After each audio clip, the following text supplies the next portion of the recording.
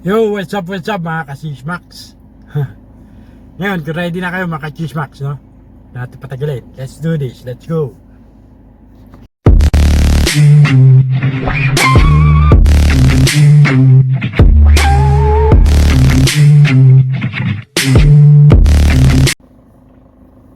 Nagtaka ang mga netizens sa ginawang pagpili ng Milo Philippines kay world number 3 pole vaulter EJ Obiena bilang bagong brand endorser ng kanilang produkto. Samantalang dati ay taon-taon ay mukha ni Carlos Yulo ang makikita sa packaging ng Milo at nakakatanggap ng pagbati mula sa Milo Philippines sa mga international na laban nito.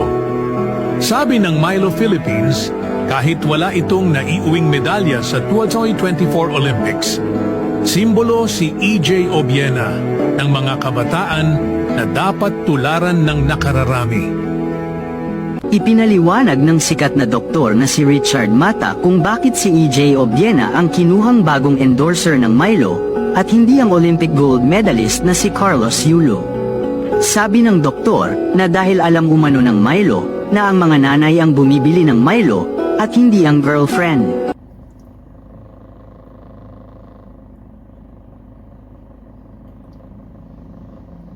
So yan mga ka-Chismax, no? Napanood nyo, no?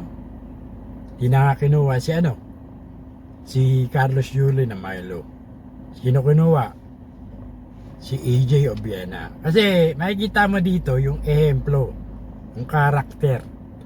Although si EJ Obiena wala na iuwing ginto, pero yung karakter panalo. Kaya yan yung sinasabi ko, Carlos Yulo, wag mong hintayin, malaos ka na. Di ka pa sikat, laos ka na eh. No? Sumikat ka lang na onte. No? Pero yung karakter mo, ilalaos ka talaga ng mga Pilipino, sinasabi ko sa'yo. Walang kukuha sa'yo. Ito pa masakit. Paano kung hindi ka na isali ng mga Pilipino sa Olympics? May magagawa ka? Wala. Kaya ka, baguhin mo yung karakter mo, boy. Pag ikaw pinuliti ka, at wag mo lang sabihin ng mga Pilipino na wag na isama yan sa Olympics, wala kang magagawa pag kinulture ka. Kinancel culture ka ng mga Pilipino, sinasabi ko sa'yo. Alam mo kasi, mas maganda ba yung kupal eh. Ikaw, kupal nagbabait-baitan eh, no? Carlos Yulo. No? Ayan, nag-uumpisa na yung karma mo. Wala naman problema kung ano, ayan na, andyan na yung si Chloe sa'yo. Oh.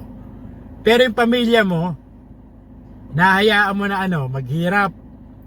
Punta, ano ba naman yung pamahagi mo yung ilang porsyento sa pamilya mo? Nahayaan mo na ano, later on, sisikat, alam mo, yung kapatid mo. Hindi ikaw ang, later on, hindi kayo sasali sa Olympics. Hindi ako magtataka, bakit? Kasi yung ugali, alam mo yun? Pag yan nag-reflect sa mga Pilipino o sa coach mo, o kung sino na mamahala ng Olympics, kinancel ka, wala kang magagawa. Ito sasabihin ko sa'yo. Sasabihin mo, blines ka ng Diyos. Mabait ang Diyos. Nakita niya yung pagtsatsaga mo. Pagsusumikap mo na makuha yung Olympic gold medalist. Ito, tandaan mo, kung ano tanim siya, ani. Nagtanim ka ng pagpapractice para sa Olympics, umani ka. Ngayon, ang Olympics kada 4 years. Ngayon, ano tinatanim mo ngayon sa mga Pilipino? Sama ng loob. Yan, aanihin mo yan, sinasabi ko sa'yo. Pag hindi ka nagbago na hindi ka nakapag-ayos sa pamilya mo, sasabihin ko sa'yo, lahat ng Pilipino ika-cancel ka. No? Hindi kayo sasama sa Olympics, puta, pag ganyan ugali mo. Nagsama pa kayo ng kupal din na yung girlfriend mo na puta mo na may galit sa ano, sa mga magulang. Suwail ka eh. Kaya gagayain mo. Hindi ka pa rin kupal, di ba? Ito na sabi ko sa iyo, Carlos Yulo, habang maaga pa, baguhin mo yung karakter mo. Binabanggit mo pa yung Diyos eh. Honor your father, your parents ka, hindi mo magawa eh. Tapos binabanggit mo pa yung Diyos. Humility, boy. No? That's the golden rules. Asa yung humility sa'yo?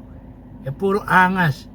Although magsalita ka para kang ano sa batukan no? Ito, pasensya na mga ka-chismax, no? Nag-iinit yung ulo ko sa bata na to Ngayon, si EJ Obuena ang kinuha. Bakit? Tanong ka kung bakit, no? Later on, iisa-isay niya, walang kukuha ng endorsement para sa'yo. Nasabi ko sa'yo, tandaan mo yan. Bakit? Ka na magtanong ng bakit. Ayusin mo nga yung sarili mo. Kupal ka, sasabihin mo na tinatanong mo pa kung bakit. Kakaramahin ka niyan, sinasabi ko sa'yo. Hindi nga obligasyon. Ito, sasabihin ko sa mga Gen Z, Hindi nyo obligasyon para tumulong sa mga magulang nyo. Pero kung mahal mo magulang mo, ito na lang, niluwal ka sa mundo. Di ba utang na loob yun? No?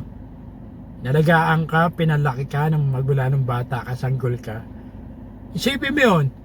Kung tinapon ka ng bata ka, no? Ano iisipin nyo? Ngayon, kung magtatanim kayo sa manang sa magulang, maling-mali. Bakit? Napakabigat sa buhay niyan, sinasabi ko sa'yo. At lalong hindi kayo magiging successful. Ano ba guys? Experience is the best teacher. AJ, ito Carlos Yulo, no? Dinanas ko na yan. Minsan na ako nagmataas sa magulang ko, no? At ito na nga nangyari, no? Kakarmahin ka. Darating sa buhay mo yan na magiging magulang ka rin, no? Babalikan ka ng pinagagawa mo sa magulang mo, no? Ito lang, habang hindi pa huli lahat, Carlos Yulo, mahalin mo magulang mo, no? Biyayaan mo ng blessing mo, share mo yung blessing mo kahit kaunti lang. Hindi naman karamutan yung lahat ibibigay mo, hindi naman ganun share mo lang. Ngayon yung kay Chloe, nagsasama na kayo ni Chloe, no? Wala nang problema dyan, binigay na nga sa'yo ng magulang mo yung kalayaan, di ba? Pero kung matigas ka, huwag mo hintayin malaos ka agad, sinasabi ko sa'yo, no? Yun lang, paalala lang. Ito masabi ko sa mga Gen Z, huwag nyong gagawain yung ginawa ni Carlos Yulo, no? Hindi magandang ehemplo yan. Kaya ito nga sa Milo, kinuha nila si EJ Obuena. Bakit? Because of the character. Hindi na magiging hero to zero ka, no? Si Carlos Yulo, hindi siya hero to zero. Hindi siya zero to hero, no? Hero to zero. Anong nangyari? Hindi siya zero to hero, no? Si EJ Obuena, zero sa Olympic gold medalist dahil di niya nauwi yung gold. Pero hero siya, panalo siya sa karakter, no? Kaya hindi magtatagal, marami talagang kukuha sa kanya endorsement, no? So anyway mga ka-chismak, hanggang dito na lang, no? Comment down below, gusto ko malaman yung mga reaction nyo dito. Kaya sa muli, ito po si Cesar Castillo Jr. nagsabi, tirahin mo na yan, baka tirahin pa rin iba. Until next time, chismaks, peace out.